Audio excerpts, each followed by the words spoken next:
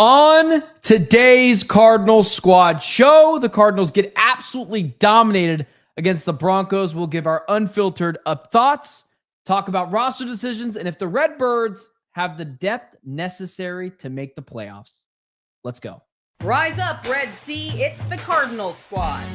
Sponsored by Game Time. Everything Arizona Cardinals every week. Covering all the big hits and game-changing plays from the Valley of the Sun. The way only the Locked On Podcast Network can. Gear up and squad up. The Cardinals Squad Show starts now.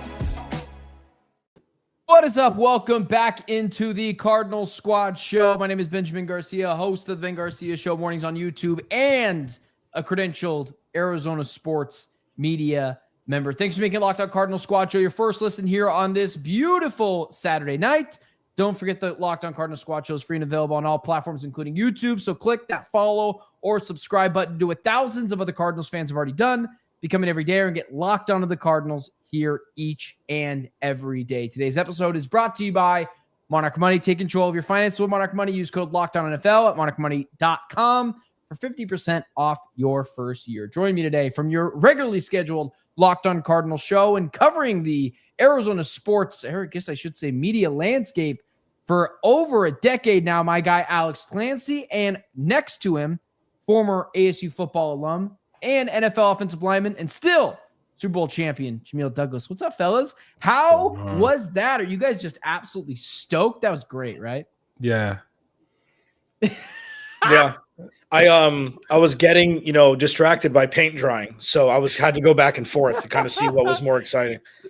Yeah. But I mean, there was lots to take away from that game, even though the starters weren't playing. There was a lot, I think, to at least break down for the next hour over the game. But, I think as we just recap it really quickly, and I have it right in front of me, immediately the Broncos go up 7-0. The Cardinals kind of match that. Jacoby Brissett looked good. 6 for 8, 57 yards, a touchdown. And then after that, it was Clayton Tune, who sucks at football. I mean, he is just absolutely horrid. Clayton Tune is absolutely awful. Would you like to guess who had more passing yards in that game, Jacoby Brissett or Clayton Tune? It's not by much, but Jacoby Brissett edged him out by 1 yard. Outside of that, the Cardinals had 17 rushes tonight for 36 yards. I can tell you right now, I don't need to do the math to know that's not great. The Broncos absolutely dominated every real facet of this game. Clancy, opening thoughts? It doesn't matter. The Cardinals didn't play anybody. Most of these guys are fighting for a roster spot after the first quarter. There were some good takeaways.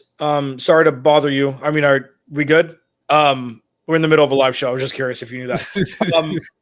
So the positive takeaways are more important than the negative ones. So the positive takeaways are the depth of the offensive line is there. Okay, John Gaines came in after Hayden Conner got hurt. John Gaines is an NFL offensive lineman playing against the threes of a different team. You can tell the difference. Okay, and then as Sean said, Sean double dipped with me. Just joined my live reaction show. Blake Gilliken and Chad Ryland are set and forget for the next decade. That's a positive, okay? Even though Chad Ryland made a 72-yarder in practice, it doesn't matter. It's cool to see a dude do that. His name's not Matt Prater, who plays for the Arizona Cardinals. My biggest positive takeaway is Trey Benson and Max Melton didn't play. That means they're ready to rip as the ones going in, or as the, one for Max Melton and the 2 for Trey Benson going into week 1. So the boxes are being checked. And it looked bad for 3 quarters of the game because Clayton Tune's not a good quarterback. The defense didn't look great either, but they're rookies. This isn't something I will leave this with this. Sorry, and Jamil, you can take this. If the rookie class didn't exist, this team would be exponentially better than it was last year. So the fact that they struggle a little bit, who cares? They've got plenty of ecosystem around them to be able to learn and grow as rookies. Yeah, for sure. I agree with that. I think from a standpoint of obviously we know, it's the preseason. Who cares? But it was just brutal to watch from a operation standpoint and just a rhythm outside of, and I think Jacoby, he went 6 for 8, 57 yards, but he looked clean, and obviously threw the touchdown pass, which was a great pocket to be standing in, and things looked good when he was in there. But I thought the offensive line played pretty well for the most part when Jacoby was in there. I saw they ran counter a couple times, protected him well. So it's not all bad, but I think after that, it was just you hate to feel a preseason game like that because guys are fighting for a roster spot. So you want to see there be some sort of want to out there, and it just didn't feel that way. Like the energy was not there for me. So it was tough. It was a tough watch, but a few positives in there that I think are important. The offensive line, important, and Jacoby performing the way he did with the short amount of time that he did. That was a positive for me. I think the biggest thing that was a little troubling was not necessarily the players on the field, but it was the fact that I thought Jonathan Gannon was so okay with just getting absolutely and brutally dominated in this game. To me, it feels like because Clayton Tune played for so long, I don't know why it would have hurt to see Jacoby Brissett out there for a little bit longer. I get it, man. I guess you're risking injury. But if Jacoby Brissett gets injured, I mean, I'm not really talking about the Cardinals season being absolutely over. There are other serviceable backups. And I wish you would be able to give guys like Xavier Weaver or, Michael Carter for that instance, or potentially even the offensive line to stick in there for a little bit more to not only let guys who are fringe roster guys try to make this roster, but you throw Clayton Tune out there and the whole playbook is out the window. I guess it doesn't necessarily matter to me if Jonathan Gannon cares if I'm worrying about Drew Petzing's offensive play calling, but shouldn't they want to know if he's improved for year over year? Because I can't take anything from that game. No. What? What do you mean? What do you mean? Kyler Murray's not playing, so you're not going to be able to tell what Drew Petzing is doing, number one. And who said Jonathan Gannon didn't want to win? Like, he's throwing out third, fourth, fifth string dudes. They already had their practice against the ones. This was just the afterthought. It was Wednesday or Thursday was the real preseason game. It wasn't today. Like, had they dominated that joint practice, which they didn't, and I listened and watched Cardinals coverage and read Cardinals coverage on the Cardinals side and the Broncos side. The consensus is both offenses played well. Defenses were both very shaky. So you didn't dominate anything. I didn't like the competitive spirit of throwing Clayton Tune out there in the first quarter and just telling everyone on offense, have fun beating each other over the head because nothing is going to make anything for you in the next 3 quarters because he's that bad. So you'll say, how do you know Jonathan Gannon didn't want to win? Well, because he threw Brucey from the longest yard out there to go play quarterback. It was an atrocious performance. What was he supposed to do? You're supposed to play Jacoby Brissett for a game? Okay, a half. Let me ask you the alternative. So say you leave Jacoby Brissett out there and something does happen. Who backs up Kyler Murray? Okay? Like, it doesn't – the math isn't mathing here. This game doesn't matter at all. Yeah. It's true. The game doesn't matter. I don't see it the same way for a team that I feel like is competing for the division this year. I believe in practicing how you play and waving the white flag after one. Was it 2? I think it might have been 2. Yeah, 2. The second drive from Jacoby Brissett, waving the white flag after that, saying, "Hey, we saw what we saw," and leaving everyone out there to fend for themselves. I think there is something to say of that, or like give the guys a half to show what they have. Because I don't know what we have in Xavier Weaver. The number 81, Sammy or whatever his name is, names I can't pronounce. Semi Fogo, who caught the touchdown, who's going to make the team, who's going to be wide receiver 4 or 5. Yeah, let's get to know him. Which we could absolutely talk about, but he had 2 catches tonight. Like, I don't know anything about him any more than I know about Xavier Weaver at this point. And so we know Xavier Weaver dropped passes. Is what we know. Xavier Weaver also caught a ball during a mesh spot, lost his guy, and took it 15 yards up the field. So, I mean, exactly what I mean. I would like to see more from those guys. And maybe the Cardinals have already seen enough in practice. I'm not there. They are. They're evaluating these players. But I just didn't love waving the white flag in the first half. If you want to do it even halfway through the second quarter, sure. But you are leaving dudes out there who lay their body on the line, who are fighting for roster spots to go to battle with Clayton Tune. And I don't think that's a great message to send in the locker room, is all I'm saying. What I'll tell you is this: the roster is already set. The roster was set probably after the joint practice. The roster was set, and so you may have a couple guys here and there that played in that game that are on the fringe, maybe 2 or 3 guys. Outside of that, though, they've got their mind made up. That's what that told me, because if it was the other way around, Jacoby would have played for a half, so you could see more out of your receivers, your running backs. Like, you're going to get the full look. So the roster is already set, so we can kind of sign, seal, and deliver it from that standpoint. Yeah, I mean, well, listen, and Ben, to your credit a little bit, like, they ran it back. They already knew who their guys were.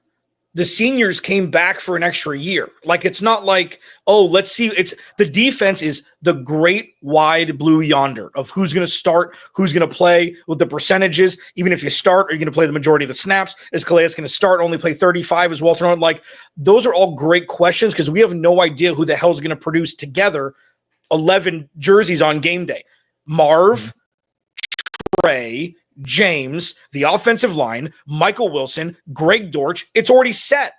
There's nobody that's going to break in there and get any sort of majority of anything. Yeah. Xavier Weaver, say he has 9 catches and 200 yards tonight, it's not going to matter. Like, it's already set. It's already Zay Jones, Jamil's cousin. It's already set. If he ever runs for office, you better be his vice. I will. You better be his vice. But like, that's why it's already all the incumbents are chilling. And they're all, borderline elite or at least, solid NFL pros. Yeah. I don't want to make it to seem like it's more than it is, because I would agree with you guys. It's the second preseason game. It's not a ton. I just didn't love the optics of it. And in a second preseason game, that's what we're talking about quickly, because we're going to talk about all this stuff later on in the show. But it's a game recap segment. I want to talk about this for just a brief second. Defensively, Cardinals got gashed. Jarrett Stidham, who's the other? Sam Ehlinger. They didn't look good throughout most of this game defensively.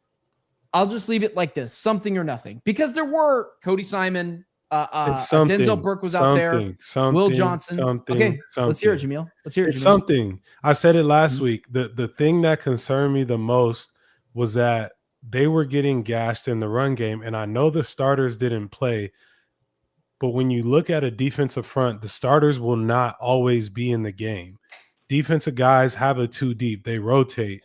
I thought that we would hear Cody Simon's name more. I'm just being honest. Like, I thought in some of the plays, like he looked like he didn't have his footing, or he was just a little late on some drops, things like that. I thought we would kind of, feel him make his presence known given who he was going against. But I just feel like it's something to be focused on, man. Like, at some point, like I said, the starters are not going to be in the game every single play.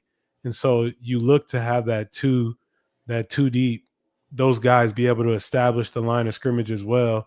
And you couldn't really get that out of today. So I think it's something that we definitely got to keep an eye on. Yeah, I mean, but here's the thing. Agreed. ADG didn't play either. Guessing he's going to be the starter also week 1. Nobody's looked good. But the thing for me with Cody Simon, though, what we saw today was Owen Pappo is going to be special teams only.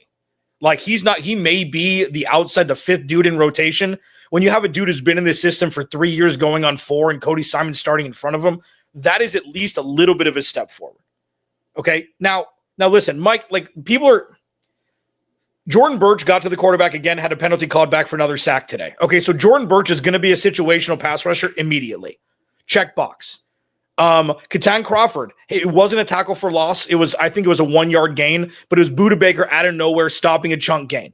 Yeah. Like, Denzel Burke had that one pass deflection and then got torched because he and another rookie had a miscommunication on the Troy Franklin touchdown. And I said this on the reaction thing, like, Jamil, how do you quantify good production from an off-ball backer? It's like, tackle for loss during blitz packages, not blowing coverage. Like, it's so subjective at times. Like, he didn't give up. Like, he didn't miss a tackle. He didn't get burned by a tight end or something. He was a C- student today in his first real action coming out of warm up to start and play snap 1. Yeah. So for me, it's more of a TBD. He didn't wow like Jordan Birch did, but He wasn't an eyesore like Denzel Burke was last week. No, he wasn't. I think for me, I'm looking at it from a standpoint of like, where is he fitting at? Like I said, I think there was a couple zone drops that if he's there, he may, tip the ball, or at least he's a factor, or in the run game, he's getting displaced out of his gap, where you want to see him kind of show that physicalness that he has and establish himself. So just out of that, like, those are things young linebackers have to learn, and it's hard, in the preseason where you're not game planning and they can hit you with anything. So he'll obviously get better, but that was somebody that I had an eye on. I wanted to see him make a few more plays. For sure. Agreed. Well, Clancy mentioned it a second ago. What does it mean for the players that didn't play tonight about the depth chart? We're talking about the linebacker position. We're talking about the offense as a whole, who had Clancy mentioned is basically just super seniors coming back for more. Let's talk about that and a bunch more next. First, today's show is brought to you by Monarch Money. Most people can't name all their financial accounts or even what they're worth, whether it's 401ks, properties, or investments. And when you don't have the full picture, you can end up leaving money on the table. That's why there's Monarch Money. It's an all-in-one personal financial tool that brings your entire financial life together in one clean, easy-to-use interface on your laptop or your phone. Monarch does the heavy lifting for you, so you can link all your accounts in minutes, see clear data, visuals, get smart categorization of your spending, and finally feel in control of your money without even touching a spreadsheet. If you're like myself and you're paying for multiple different things, subscriptions, services, phone bills, whatever it is, you want to make sure you're not double dipping on these things. You want to be able to know that you're in control of your money and not just giving it away. It's where Monarch Money comes into play. That's what I would need Monarch Money for. So don't let financial opportunities slip through the cracks. Use code LOCKEDONNFL at monarchmoney.com in your browser for half off your first year. That's 50%, 50 off your first year at monarchmoney.com with code LOCKEDONNFL. I will kind of push it over to Clancy first, because I thought he had a really good segment idea for this show, and that was what does the players who didn't play mean for the depth chart as a whole? Jamil kind of hinted at it. Clancy, you did as well. What does it mean that no one important played in this game? Does it just mean that these guys are getting the starting spots? The depth chart is set in stone? Well, Jamil said it smarter, so that's dumb. It's like, it's already set, baby. Like, he said it more succinctly than what I said. It's like, they ain't playing because it's already in Sharpie. And obviously with the base set, there's going to be two corners with Garrett Williams in the slot. We'll see if that's Max Melton. It would have been Starling Thomas or Will Johnson. It would have been Starling Thomas probably, because Will Johnson may need a little bit more run up. ADG is fascinating because he didn't play very well in the sparing snaps that he played. But I mean, is that it? Like, Jamil, there's no other real indicator that that's not what it is, right? Especially with Trey Benson too, RB2 ready to rip. Yeah, I mean, if there was something to prove, then the guys would have been out there playing in the game. Jacoby Brissett was out there, but he's only out. He's only out there because they, you want to get a little operation in prior to putting your threes in. So the roster's set, man. The roster's set. The roster is set after your first 2 weeks of training camp. Like, oh wow. It's like, if you would have to be silly to think that it takes all the training camp to know who's going to be on your team. So say Will Johnson really popped, like say he had a Marshawn Lattimore start, like just add in or Marshawn. Yeah, because Marcus was a South Carolina running back, right? Yeah. So Marshawn Lattimore had one of the best rookie corner seasons we've seen in the last 20 years, and then he kind of fell off after. Yeah. But like in New Orleans, but say Will Johnson was ready, like would he have played Max Melton today too? If they didn't know? I think you're going with who gives us the best chance to win. And if this guy gets hurt, are we in trouble? Yeah, okay. So let me follow up the question with this. I think it's actually really interesting that Jamil had said that.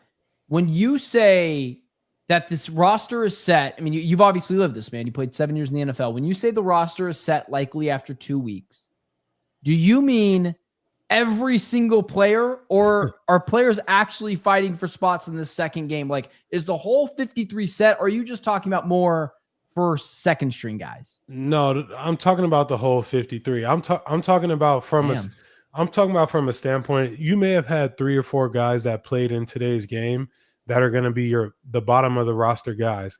The rest, now you're starting to evaluate for who can be on your practice squad. Like, that's just the reality of it. Like, you have to play some of these guys just for the body count wise, but not all the guys that played in the game today are locked on the team, and not all of them are not off the team. There's about 4 or 5. I would say that, your Jordan Birch, your guys like that are going to be on the team, but you just have to get the right amount of bodies out there, if that makes sense. Like, I don't know how to explain it. There's been times where I played in preseason 2 games. I knew I was making the team, though. How do you know you're making the team? I mean, it's a preseason game with Clayton Tune. I'm more curious about what you're saying here, dude. Because I was a backup swing guy. I'm the first guy starting at center, so I know for a fact. Okay, if the second quarterback is playing, then I'm playing as well. And when he comes out, I come out. So that means I'm on the team, or else I'd be in there with the third quarterback. Well, I mean, I'm sure you were bodying dudes who were 3rd and 4th stringers too. After having 5 years in the league, it's like it's the same thing. You can tell, Ben. I'm telling you, I might up my quota because of this. I might say more than 2 smart things a month. Like, the delineation between an NFL player and a squad guy is never more prevalent than in the preseason. It's like that's the difference. Jaleel McLaughlin tonight, that's the difference. That's an NFL running back. I don't care if he's the 3rd string dude. That dude was running around everybody like they were in quicksand. And he's the 3rd guy. Audric Estime may be ahead of him, but he's an absolute NFL player among boys, proverbially speaking, like 4th string dudes. That's the difference. Okay. Even I know that. No, for sure. But here, so take it from that perspective of, what does it say? Should the roster be set? Should what the Cardinals did tonight show you? And I really, screw that. I want to really narrow it down to the linebacker position. I was someone, when Kaiser White got let go, that, it was probably time. But it is starting to almost feel like the Jordan Hicks situation, where when you got Cody Simon, you really knew you weren't bringing back Kaiser White. I know this is a guy that Clancy's really high on. Simon might be a really good linebacker, off ball, whatever, in week 8. He ain't close right now. And so you have a massive hole after Mac Wilson and Akeem Davis-Gaither, who we're not sure about as well. Should that be set? Or is Gannon and Austin Fort, which I think have a history, at least last year at the pass rushing position, to feel better about their guys than they actually are? No. First of all, Cody Simon was a 4th-round pick. Zaven Collins was a 1st-round pick, and Steve Keim said he was starting before even getting to camp, and said Jordan Hicks could say, you know what, buddy? Go get traded wherever you want, because Steve Keim is an idiot. Okay, this is not that. There is. For me. There is a dumbass. For me, and you know what? This isn't my lock. I have a moratorium on that on my actual show. This is different, so I can say that. Hey, Ben, going back to your genius Madden guy, quick, and I promise it's going to make sense. What's the most important thing in Madden? Speed and height. Speed. How many safeties could drop down and play the Deion Buchanan role if they needed to? Like, they could get really speedy really quickly if they don't have somebody they can trust next to Mac Wilson. Dadrian Taylor-Demerson could play that role. Jalen Thompson could potentially play that role. He's not fast enough, but they've got dudes who can ball hawk from that spot. If you want to Jimmy Johnson and drop a safety down into the backer role and just play rover in the middle of the field. I don't think it's that big of a deal because they're so strong everywhere else that you can cocoon that and kind of mask that. So I don't think there's anything massive on the defensive side of the ball that's a big issue. You'd like to have a dude, but I don't think that it's absolutely paramount to have, no NFL team has strengths at every position. Yeah. I mean, Jamil, am I crazy? Like, is that? Nah, you're right. You're right. Unless you're the Eagles, but yeah, I would agree with you. Sure. I don't know. I mean, their The DBs Eagles, until they drafted those two dudes, they weren't like they had James Bradbury and they had dudes that weren't great. dude, the Eagles You are know, so elite because of their fronts, their Yeah. front That's right. on both Well, sides that's of the true, ball. too. That's Like right. that's the reality of it. That's right. So would you? I guess. Listen, I'm totally aware the Cardinals are going to have issues in some spots. I think the interior, offensive line spot, especially the backups, were not great. I think there could be maybe some issues with the run game, but they were awful last year. Maybe they're middle of the pack this year, which would be a massive improvement. I think your job is to limit the weaknesses you have. And I didn't see a massive drop off with Kaiser White late in the season. I'd make a phone call to the guy, man. He's obviously really close to Nick Rawls. Dude named his kid after him. And I would just feel more comfortable with him in the depth spot or even ahead of Akeem Davis-Gaither. And you had mentioned too, the sub linebacker position, you bring someone in at the safety spot, have him play, roam the middle of the field. I just feel like that is somewhere that the opposing team's quarterbacks will pick on. And I already worry about with the cornerbacks in their youth. I just think it's something that you should at least kick the tires on that and third string quarterback. But I'm sure they have. Because your White lost multiple steps last year. And I was in that camp too. I was like, why are you letting him go?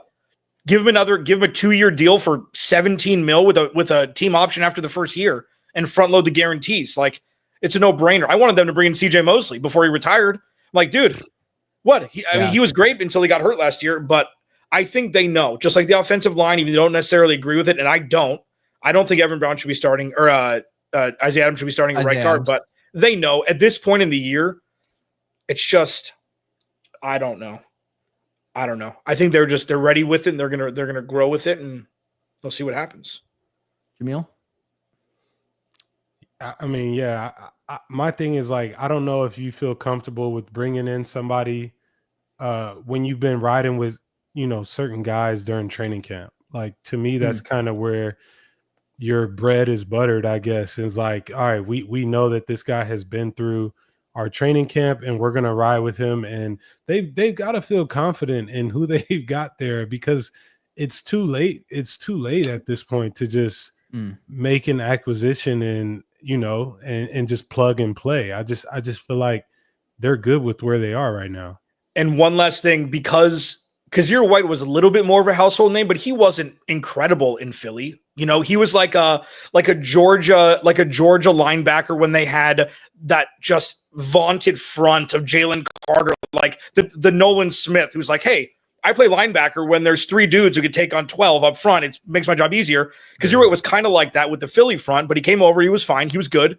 But he wasn't a household name. And then he became great for this team. Mack Wilson the next year. Mack Wilson was never as good in New England as he's been here. So if you have Akeem Davis-Gaither come over, he's the third one. It's like, well, Monty Osborne has an eye for this. Nick Rawls has an eye for this. So that's the only redeeming quality of like, I don't care. I don't know enough about him. He's been here for 2 months. It's like, so we'll see. Also, like, we gotta understand. We gotta understand the Cardinals are gonna pressure this year. Yeah. So there's gonna be some things that get covered up. Obviously, you got to be able to cover on the back end, but they're gonna supplement their whether there's a lack of playmaking ability at the middle linebacker spots. Like, they're gonna supplement that by pressuring and movement on offenses. So they've got to, I feel like they're confident in what they got, or they would have been tried to bring someone in. We would have saw some sort of transaction going on. Yeah, I think the question is definitely should they, will they, is a whole different thing. Yeah. I think Jonathan Gannon, to at least his credit, this 3 years into his tenure, to his fault, to his credit, I guess depends how you argue it, is very into his guys. When he sets it in stone, he's doing this, because I was, in those pressers last year where he's being asked about these pass rusher group, and he was very high on this pass rushing group. Granted, Darius Robinson isn't in the fold, and so maybe that was just a huge player in it, and it blew up in his face. I just wonder, man. I agree that the defense is still going to be good this year and not going to be the problem. The X factor this year is going to be the offense. I just think you have more questions defensively at the linebacker spot behind Mack Wilson, who I still kind of wonder about him taking on this new role of really being like this off the ball linebacker doing a lot more than he was last year, calling out the plays. And then you have your cornerbacks who Will Johnson didn't look good tonight. We can talk about that in a second here. Denzel Burke didn't look good. And he's not playing this year. It doesn't matter. Yeah, he's probably not playing. Dude, you know what? Let's talk about it. No. Just put it this way. Just put it this way. We will. Just put it this way. The Cardinals last year had question marks at every position group. The Cardinals this year have one question mark in one position group out of 6. That's the growth. That's a massive 0-1 jump. Let's talk about that Cardinals depth chart. Do they have the depth necessary after getting beaten down by the Denver Broncos to be a playoff team this year? Yes. Let's talk about that next. Next. Yes. Can I do it one more time? This episode of Cardinal Squad Show is brought to you by Yahoo Fantasy. Dude, it's time. Yahoo Fantasy Football is here. That means the NFL is around the corner. You better be getting your drafts rolling on the Yahoo Fantasy app. So I've got 2 leagues. One's been around 20 years. One's been around 6. But neither of them are as insane as this new format that Yahoo's rolled out. It's called the Guillotine League, where the lowest scoring team every week gets eliminated from the damn league, man. You're done. If you're out week 1, you're out week 1. They're constantly revolutionizing fantasy football over at Yahoo Fantasy. And to celebrate 28 years of fantasy football greatness, Yahoo's dropping 28 big new features, and the Guillotine League's just one of them. But if you're more into the classics, you can definitely still play in the head-to-head private leagues or join a public league. Stay tuned for more killer announcements and start playing Yahoo Fantasy Football now at yahoofantasy.com/lockedonnFL. Yes. Bringing the guys back on to the show, me being one of them. Hey, we got an interesting comment right here, or maybe a little bit of panic from my guy, Kirk Harry. Are you crazy? After what we just watched, this bunch has a lot more than one question. I think that means more than one question position. I think we're getting the gist there. This might be the worst receiver room in football. I mean, that seems a little bit far. But do the Cardinals... It's what we're going to talk about here. Do the Cardinals have the necessary depth for them to be a playoff team? I'll answer after Clancy because I know. No, Jamil, you guys were a 1 seed. You play with Ryan Tannehill with AJ Brown. Okay, talk about depth and how much it's necessary. Yeah, they have enough depth. They have enough. I'll say that because talk about your time. Look, then look at the roster now, comparatively speaking, like 100%, legitimately. 100%. Like when you look at it on paper, my years in Tennessee, obviously we had Derrick Henry. Don't get me wrong.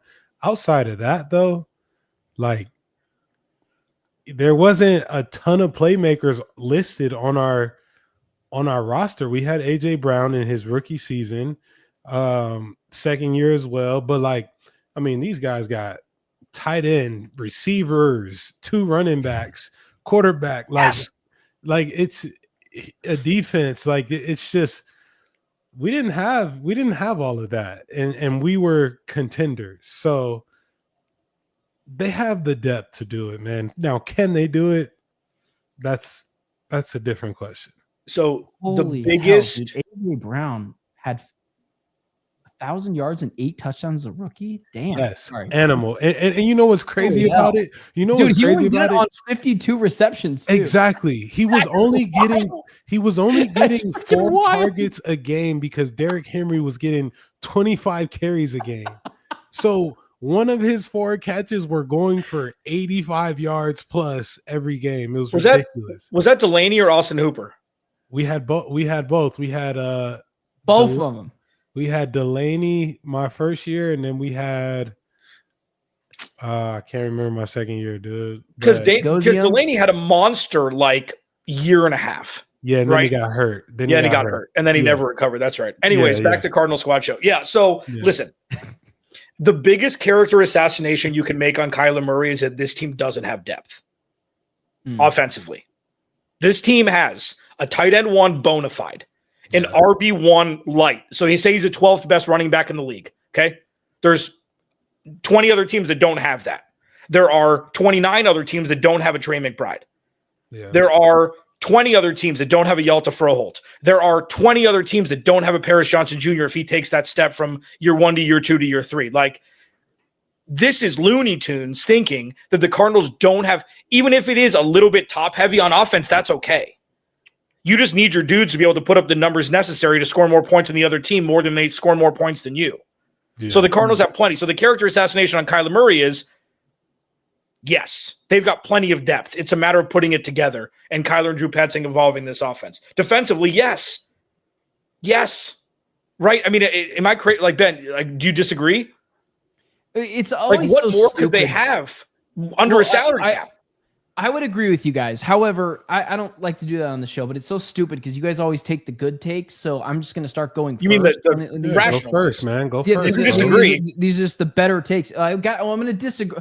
I'm not going to disagree. I'm just going to paint this picture so I can let the fan in the chat, like Kirk Harry over here, who's telling us that the wide receiver course sucks. Drug test that man. Well, yeah, listen. I think it's Saturday night. He might have had too many, strawberry margaritas, but whatever. Let's go here. In a game where the Cardinals, I guess I should say in a joint practice where the Cardinals did not dominate, let's say it was 50-50, which I think is very fair. In this game, when you're playing the backups, granted, the Broncos did play their second stringers more than the Cardinals played their second stringers, so maybe it was second versus third stringers. It was the NFL versus the CFL. Like, it wasn't close. So what do you say to that person who watches the game tonight and watches the Cardinals get utterly humiliated, where their backup quarterback in this game, really their third string quarterback, Clayton Tune, had less passing yards than Jacoby Brissett? Like, do you think there is anything to that? Or is it just like none of these guys that are playing tonight, outside of the rookies that just need more runway, aren't playing in this game, and anyone that watched this kind of wasted their time? I think that's the argument being made, is the fans that see this as a little bit of a red flag, which I can buy into it a little bit, not majorly, that the depth isn't as deep as we thought it was because we saw them go up against the Broncos and they got their ass handed to them. That's where I would go. Bro, okay. There's going to be 53 guys on this roster. 37 guys are about to get released. Yeah. So which we saw a lot of the 37, and I'm not saying that they're bad players, but we saw a lot of the 37 playing tonight. That's just the reality of it. Every team has 53 guys, man. When you look at their 53 guys and you look at the 22 guys that are going to be on offense and defense and the backup offensive lineman and RB2, like the 5 deep receivers, like they have way more than enough. We were talking about the Titans. I'm thinking about the Titans right now. Like, the Titans have zero depth. If you think, so if you put the Cardinals on paper versus the Titans on paper right now, you would be like, the Cardinals have tremendous depth compared to any other team in the NFL. Yeah. Ben, another one. This is number 4 this month already. We're only halfway through. You know the Richter scale that for earthquakes, yes. How a 5.0, and I'm not saying it was rhetorical, but so you know how a 5.0, a 6.0, and a 7.0, oh, it's only one up. No, it's 100 times more magnitude than the number below it. That's the difference between a first string, a second string, and a third string. The Cardinals are playing their third stringers tonight, not their second stringers. This isn't backups. This is backups to the backups. Greg Dortch wasn't on the field. Michael Wilson wasn't on the field. Zay Jones wasn't on the field. This was Tawan Palmer. This was Xavier Weaver. This was not even Tip Ryman. Elijah Higgins played a little bit because they had to play a tight end, but like this wasn't the backups, dude. Like Michael Carter started. Like they pumped the brakes so quickly. I thought this was going to be next week. Next week's going to be a snooze fest. Like you hope these guys make the roster. Obviously, these guys are humans. They want to make rosters and stuff. Like I'm not, being disrespectful of that, of course, but this is no indicator on what this roster is going to look like, even 20% going into week 1. Mm-hmm. So that's why I'm just kind of throwing it out. It's like Sean Payton's kind of a hard ass with these things. He's like, I want to win. I'm going to put Evan Ingram in on a crossing route. We're going to get 80 yards and it's going to be great. Sean Payton probably wears his Letterman jacket when he goes back to his hometown still. Like he's just that kind of weird dude who needs to win games that don't matter. I'm gonna wear my Letterman jacket on the next show. Just You for should. tribute. I have mine. I think too. You got yours. I actually you got yours hung up. Yeah, I've got mine. I'll wear mine too. We'll do Letterman. Did you play basketball We'll do Letterman too? jacket show. Yeah, I played basketball too. Dude. He's like 6'5". The coach dragged him onto the court. What do you mean? I wish I was 6'5". I probably would have got drafted around earlier. Did you drop? Did you have to drop like 30 pounds going in to play basketball after football? Yeah, it was terrible, which is Jesus. why I ended up quitting basketball. We've only known each other together for like 6 weeks, so these are just fun things that we're learning about each other in front of people. For sure. Let's dive into the rookies really quickly, because that would be the depth and the guys that played tonight. We talked about Cody Simon looking lost. We can go deeper into that if you want to.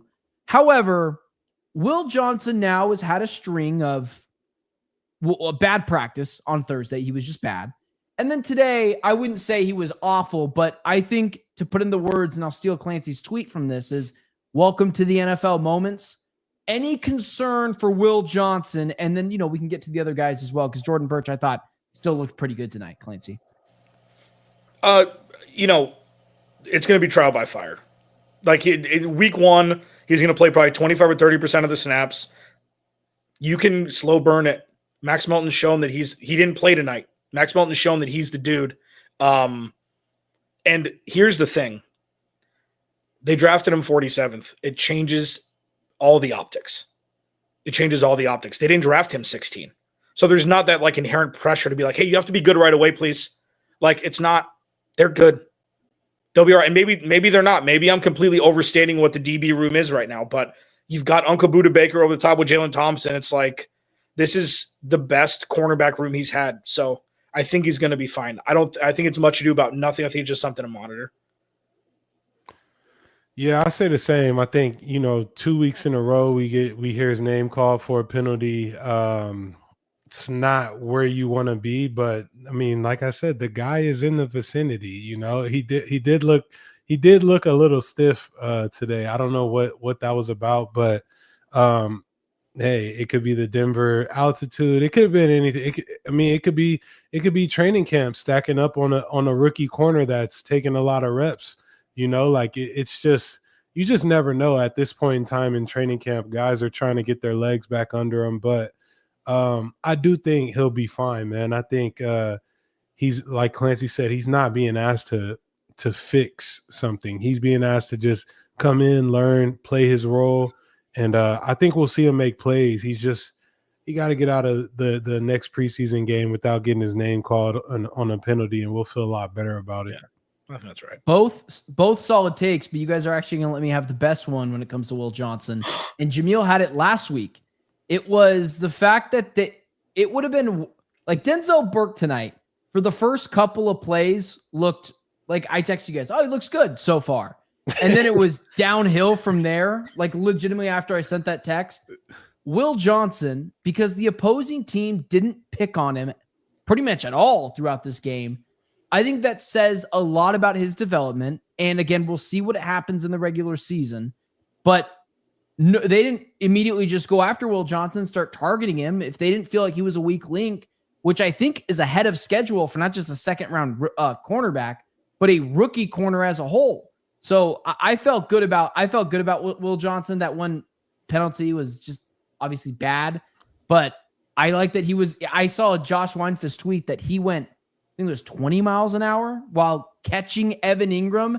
And to my own detriment, I thought the guy was jogging out there. So there might be some real athleticism that we're also just not seeing yet until he gets picked on. So yeah. I think Will still on course, but like you had said, trial by fire. I don't think the ball isn't going that way because out of respect for his body of work. I think it's just, I mean, that's what I'm saying is there's other players on the field who are worse than ahead him. of him yeah, exactly. Okay. Right. Okay. You should see our group chat. You should see our group text chat. Ben just arguing with himself. Yeah. Just going back and forth. This happened. It's great. It's great. I've been there, so I get it. I text you guys because it helps me remember what my thoughts are. He thumbs up his own messages. It's weird. I don't know. What is it like? Is it 50 first dates? Like you start over every day? Like what are we doing? You don't have that. You don't have that 24-hour brain capacity. Like the Will Johnson thing. Like I get it. Okay, he was also the one that kind of let Evan Ingram loose, so he made up for it. He was trailing across the middle. Probably wasn't his assignment, but irrespective of that, like with him, they can take their time. He's 100% better than Denzel Burke and everybody else that's on the field. And so injuries can tank any season. So yeah, that's great. Unless there's an AFC Pro Bowl team or the NFC Pro Bowl team the Cardinals are rolling out every week, injuries are going to derail the season. It's going to be fine. Yeah. Okay, it's going to be fine. If he didn't exist on this team, it would be fine. So there's no way that it won't be fine with him on the team. It just may look a little different than what you thought or what one thought, being 2 years removed from being the defensive MVP of the national championship game. While we're talking about that depth, especially at the cornerback position, I want to talk about Jordan Birch in just a second here. We'll talk about the kickers and punters. We can be a little bit late to the next segment, but Elijah Jones, again, bad. He punched out a ball. Peanut punched out a ball late in this game, which I guess is something. But Kei'Trel Clark, I think, is getting cut. Elijah Jones is not getting cut because he's second-year player. Maybe he's got a little bit more leeway. And Denzel Burke, none of those guys are looking good for any particular reason. Anyone got any concerns about the cornerback depth behind those two guys while we're talking about the depth? No, go ahead. All I'm saying is like those guys aren't going to be depended on. And so it's like, yes, it's concerning. You want to see them make plays, but they're going to be depth guys. So it's just not really something. And Jalen out there too. Those guys aren't out there to help cover their deficiencies. Yeah, for sure. I just throw it out there because it's something to monitor, right? Yeah. But like these guys, they've already got with the safeties, and you throw honorable mention with Clayton Crawford, who's 100% going to make this roster and most likely going to play next year. Like you've got Garrett Williams, Max Melton, Will Johnson, and taking away everybody else in that room. David Taylor Demerson, Jalen Thompson, Budda Baker, Clayton Crawford. Like, I don't know how many DBs we think play for other teams. It's not more than that. So it's like when you have like depth, we're talking practice squad dudes right now. Like Elijah Jones, I think will get cut before Kei'Trel Clark because they have a love affair with Kei'Trel Clark. They have since they drafted him late. Like he played really poorly his rookie year and then played really well and then got hurt. And then he's just been kind of trying to get on the depth chart. Like he ain't going anywhere. He's like, remember Jace Whitaker, who was a safety, who was always on the practice squad. He'd always come up and play when guys would get injured. Kei'Trel Clark's going to be with the team for a long time. He just is. He'll be that ancillary piece. They don't need more dudes. They've got dudes. And then next year they'll have Starling Thomas back. Like these are very future, like, oh, everything bad's going to happen. What happens then? Yeah. Like that's not how you can build a roster. You have to expect that bad things won't happen, and you have depth in case they do. All right, let's move on really quickly, and then we'll kick it over to the kicker and punter position because those obviously are like the only bright spots of this game. Jordan Birch, felt really good about him in the first week. I mean, you want to talk about depth that you do feel good about in a premier position. I mean, he's probably going to be lined up a little bit everywhere, inside and outside. I mean, that's another dude that I feel like the Cardinals might have stole in the third round. And he looked really good again tonight and had another penalty nullified from a sack. And I think because the other interior linemen, because guys didn't play in this game, weren't on their A game, he would have had a couple of extra sacks. Agreed? Yeah. No, I think like I said last week, I think if he's in a situational role where he doesn't have to play every down and he can come in and make his presence felt in the pass game, I think it's a great benefit for the Cardinals. So he's someone that, again, he's a lock on the roster. There's a reason he didn't play very long in the game. They know what they have in this guy, and a steal, from a third round. I think third round pick, right?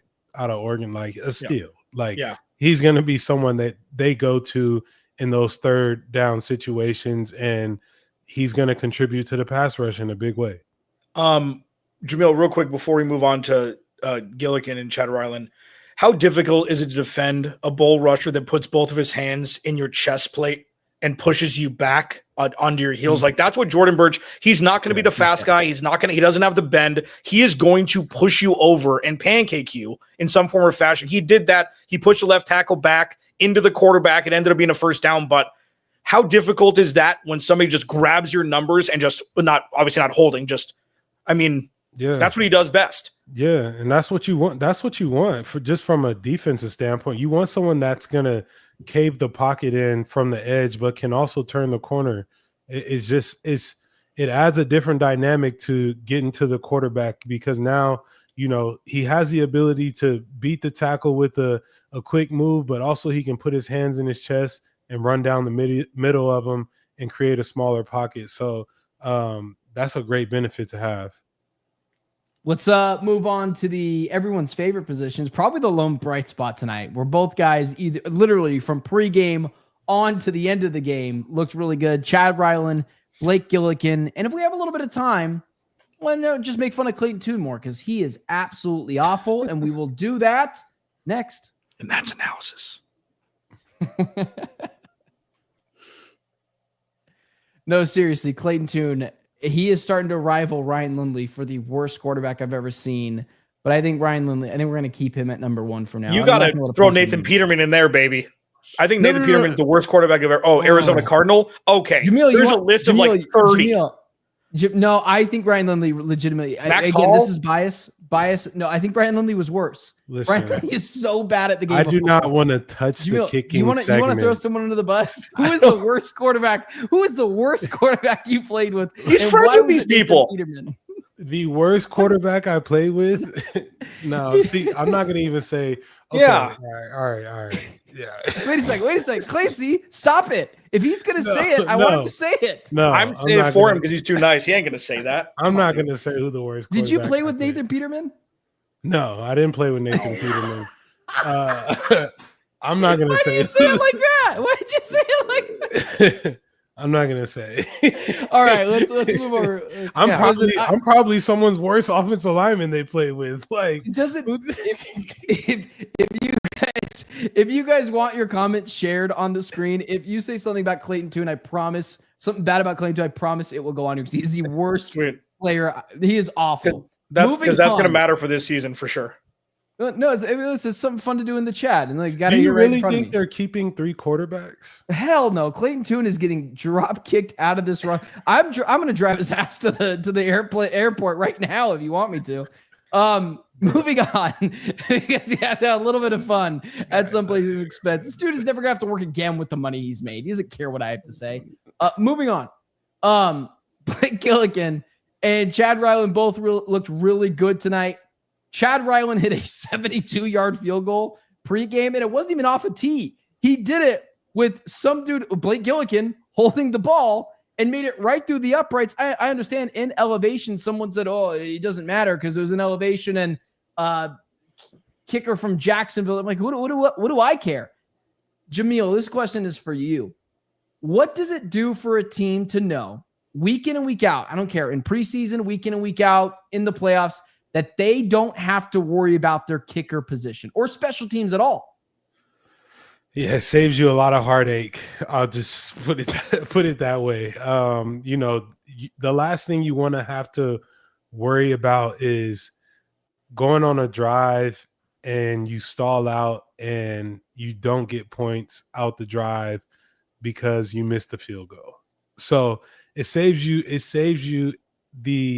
the heartache of losing a game because of a kicking game, or even just, having to go for it in certain situations. Like when you can trot your kicker out there and be confident that you're going to walk away with points, it just kind of allows you to play a little more freely within the game. So, but I'll say this, like, I think a lot of teams have that expectation of their guys. Like no one's got a kicker that they're just like, he's gonna go out there and miss it. Like as a player, you believe in whoever the specialists are. They're there because they're there to make the kick. So I don't think anyone's like, surprised that they're having a good, showing or anything.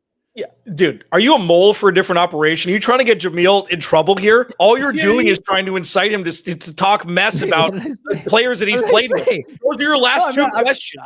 Hey, how do you feel about that? How do you feel about that? Talk crap about somebody you played with. Who's the worst quarterback? Wait a second. Stop it. That is not the way the question you're on was framed. timeout. Listen, with these kickers, okay. So the Cardinals struggled for a little while with their punt game. Okay. Matt Prater had been a vision. Okay. Then they had to bring in Matt Amendola, which he missed a game winner. And then, he got vilified, and then somebody had to put his arm around him post game, whatever. This is the point. They need to be scoring more touchdowns than they did last year to win games. Okay. So that's number one. Chad Ryland shouldn't have to kick 3-game winning field goals for them to win 3 games in a row when you have the ball to go down and win. And I know that kicking a field goal, if you're down 2 and all you need is 3, yeah, you're playing it differently, of course. But the Cardinals settle for field goals exponentially more than they should, and they always have with Kyler Murray. I mean, they scored touchdowns on their first drive like 9 games in a row last year, something crazy like that. But then when push came to shove, they were kicking field goals. The point of it is, with Blake Gilliken, especially this year with this defense, what it's set to be, do you play the field position game more, or are you going for it more on 4th down? Those are going to be the 2 big questions. Do you go for it more because you trust the defense, or are you coffin cornering opposing offenses where you have a defense 1st and 10 from their 5? Blake Gilliken can do that if you need him to. So all joking aside, like, is it perfect? We have no idea. These guys are kids. Like, they're so young, but it's a lot better than what it was, and that's a win also. Having a good punter like Thomas Morstead, are you kidding me? Like, he was a cheat code for years. Yeah. Who is the Sam Hecker, Johnny Hecker? Johnny Hecker, who forgot how to play football. Hecker. Johnny Hecker, when he was with the Rams, was a cheat code. If they have a young cheat code already, that is nothing to joke about. That is a very serious weapon to have. Yeah. Yeah. Especially when you, get backed up in 4th and 20, you got to punt it out of your own end zone. That is not just automatically giving the team 3 points. You are swinging the game another direction. Yeah. However, I think what's really interesting is and there's a conversation to be had on Wednesday at the Cardinals with the Matt Stafford injury. You're talking about the Cardinals really being the threats to be division winners. And I think what comes down to being a division winner and a 2nd place team or a 3rd place team is inches, not feet, especially in this division. And I think inches are kickers, punters, and I know Jake Moody hit a game-winning field goal today. But the reason why he had to hit that game-winning field goal, which I think is more of a fluke than skill at this point in his career, is because he missed a kick earlier in the game that was closer, and the Niners have a kicking issue, and now they're still not sure if they have the right guy. I don't think the Cardinals are going to have that issue this year. So when you're talking about Chad Ryland hitting 72-yard field goals and, making every kick that it's being asked of him, I'm no longer crossing my fingers anymore. I feel really good about both guys. So, yeah. It's the little things when you're trying to win a division, man. And special teams is a real thing. I think they cleaned it up a lot tonight because last week as well, fumbles, all those issues. Jeff Rodgers definitely had a talking to with that team, with that unit, I guess. Yeah, man. Special teams is one of the biggest phases of the game in terms of winning teams. Typically when you see a winning team, they don't have a bad special teams group because that is where all the situational football comes in and the field placement comes in. They set up the offense to score or they give the defense good field position. So special teams is huge. And I think like we said last week, they had a rough go in the special teams area, and we knew that it would get addressed this week. So hopefully you want special teams to just continually climb on a trajectory that's positive. And Jamil Douglas played with potentially the best special teamer ever in Matthew Slater. You played with Slater, right? Yeah, he played for 25 years. I mean, you must have played for him. Matthew Slater got me interested in special teams. I'll tell you what, man, those special teams meetings in the Patriots building, were there was no fair dodging. That it was so serious. Like that gets taken more serious than offense or defense in the Patriots building at that point in time. It was ridiculous. Yeah. Watch clips of Matthew Slater around the goal line downing ball. It's just he was an absolute. I mean, very few. I mean, is he the only special teamer? He played wide receiver for like a second, right? Yeah, but he was a special team only. He was a special teams guy, man. Yeah, I think he's got to be the only one that made the Hall of Fame. I mean, it's got to be a short list. But absolutely. That's about special teams. That's for damn sure. Absolutely. Thanks for making the Locked On Cardinals Squad show your first listen today. Make sure you make your Locked On NFL Scouting show your second listen. As training camps come to a close, host Kyle Krabs and Joe Marino will make you the most informed NFL fan this offseason. Find Locked On NFL Scouting on YouTube or wherever you get your podcasts. For myself, Jamil, my guy Clancy, preseason game 2 in the books. We'll see you guys on Wednesday. We appreciate you guys tuning in, and we will talk to you guys on Wednesday.